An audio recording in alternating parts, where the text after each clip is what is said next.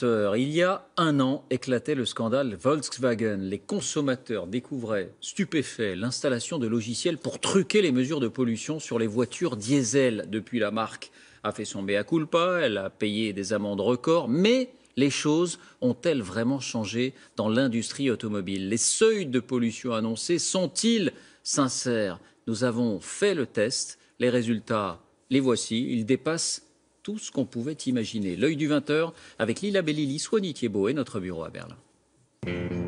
Quand on prend le volant, on ne peut pas s'empêcher d'y penser. Le scandale Volkswagen. Coup de tonnerre, Volkswagen. Volkswagen, ébranlé.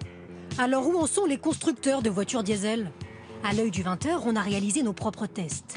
Et en découvrant les résultats, on a failli avoir un accident. Chez les concessionnaires, Peugeot par exemple, à écouter les vendeurs, il n'y a aucun problème. Ce sont les polluants qui nous intéressent, les NOx. Nous nous faisons passer pour des clients. C'est les meilleurs en termes de particules fines et en termes de pollution. On est les meilleurs en diesel. Je suis certain que c'est propre. Je vous regarde dans les yeux. Je suis sûr et certain. À 100%. Propre à 100%? Vraiment? On a réalisé nos tests.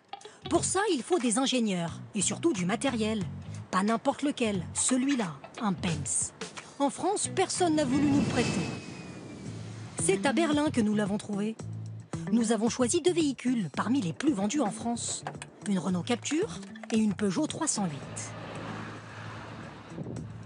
L'ingénieur Axel Friedrich Bonjour. Ça va? Ça va et vous? Bien. et son associé vont réaliser les mesures. Ils travaillent pour une organisation de défense de l'environnement. Cette installation collecte le volume du gaz. Ces gaz passent par ce tube jusqu'à l'intérieur où cet appareil effectue les mesures. Et comme ça, on peut calculer les émissions qui se retrouvent dans l'air. Les calculs se font en conditions réelles. Centre-ville, campagne, autoroute. La norme européenne est très stricte. Interdit de dépasser les 80 mg par kilomètre. Après plusieurs heures de test, pour la Peugeot, résultat final, 289 mg par kilomètre de NOx rejetés dans l'atmosphère. C'est 3 fois plus que ce qui est autorisé. Alors oui, elle est sale. Au tour de la Renault Captur de passer au banc d'essai.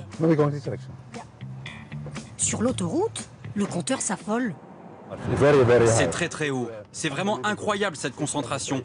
Et on ne va pas si vite. On n'est qu'à 115 km/h.